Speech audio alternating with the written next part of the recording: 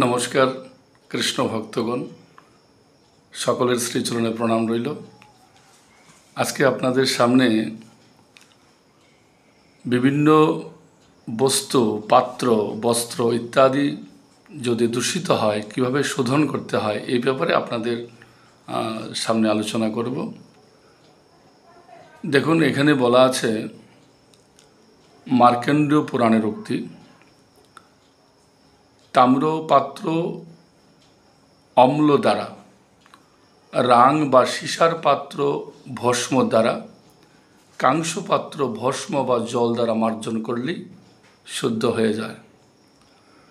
সুবর্ণ, রৌপ্য, শঙ্খ, প্রস্তর, শক্তি, স্ফটিক, লোহা, তামা, পিতল ইত্যাদির পাত্রে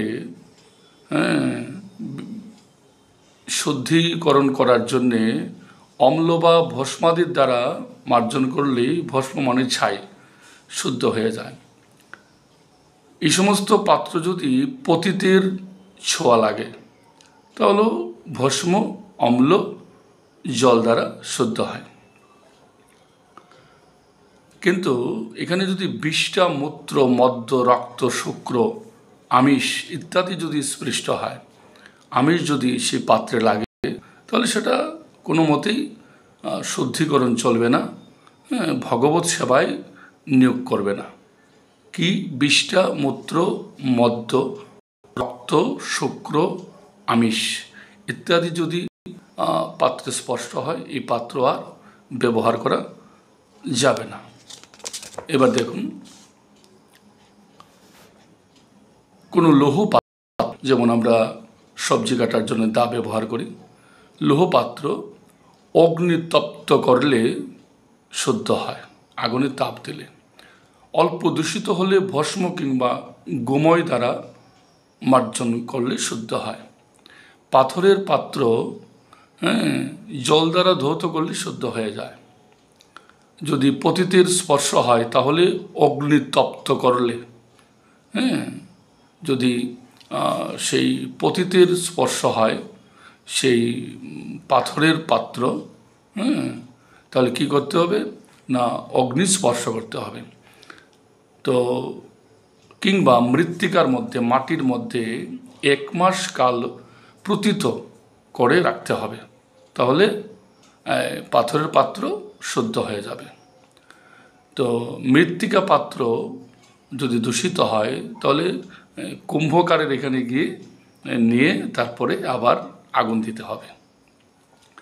এমনিভাবে বস্ত্রের ব্যাপারে বলছেন, কার্পাস বস্ত্র মলিন কিংবা কোনো কারণে যদি অশুচি হয় তাহলে জল বা খাড় দিয়ে শোধন করতে হবে, কিংবা বায়ুতে বা রৌদ্রে শুষ্ক করতে হবে, শুকাতে হবে। লোম নির্মিত বস্ত্র, পট্টবস্ত্র, লোমজ বস্ত্র ইত্যাদি কি করতে হবে, জলের ছিটা দিয়ে রৌদ্রে দিলেই সেটা শুদ্ধ হয়ে যায়। যেমন আমরা ধরেন বিভিন্ন সোয়েটার বা বিভিন্ন উলের বস্ত্র, এগুলি কী করতে হবে, জলের ছিটা দিয়ে রৌদ্রে দিতে হবে সূর্যের আলোকে। যদি বিষ্ঠা, মূত্র ইত্যাদি লিপ্ত হয় তাহলে খৈল দ্বারা শোধন করে রৌদ্রে শুকাতে হবে। কি করতে হবে, বিষ্ঠা বা মূত্র ইত্যাদি যদি লিপ্ত হয়ে যায় সেই বস্ত্র, তাহলে খৈল দ্বারা শোধন করতে হবে, করে রৌদ্রে শুকাতে হবে। লেপ, তুষক, বালিশ, রঙিন বস্ত্র, রত্নাদি খচিত বস্ত্র দূষিত হলে রৌদ্র দিয়ে শোধন করতে হয়।